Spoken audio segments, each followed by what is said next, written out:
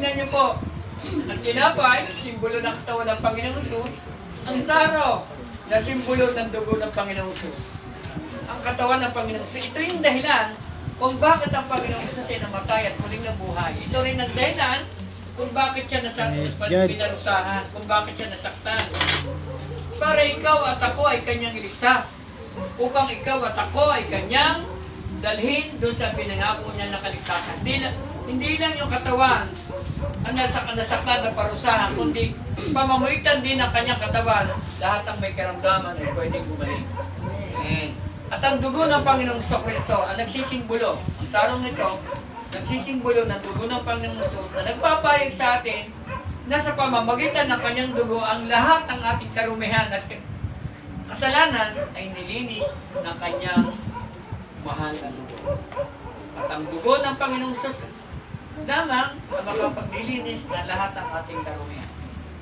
Kaya natin ito ginagawa, inaalaala natin ang ginawa ng Diyos ng Panginoon sa Kristo sa cross ng Kalbaryo. Para hindi tayo, ito ang magpapaalala sa atin, para hindi tayo manatili at pagpatuloy sa kasalanan. Dahil ito magpapaalala sa atin para mamatay tayo sa kasalanan at maputol ang kasalanan dahil sa katawan at dugo ng Panginoon. Okay? Malaya na tayo makakapasok ngayon sa trono ng kabalan-banalan sa pamamagitan ng kamatayan at muling pagkabuhay ng Panginoon. Linawi niya ang tabi. Kaya tayo, malaya na ngayon makakapasok. Sige, malaya na kayo makikibahagi sa banal na hapunan ng ating Panginoon sa Kristo. Thank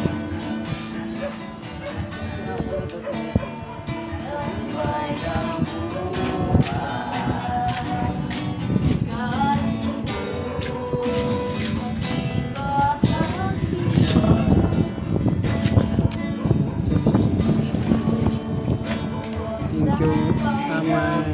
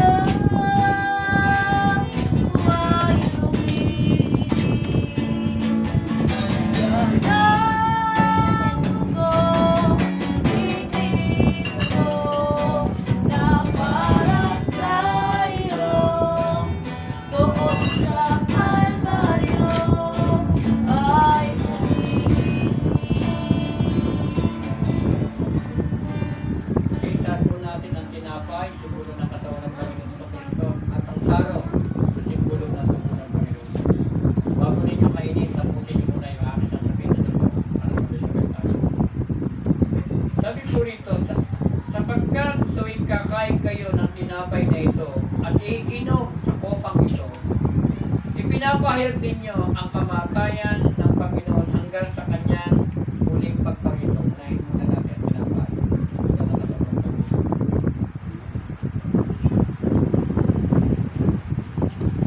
Pagsusunod natin ang sarong, simbolo ng dugo ng Panginoon.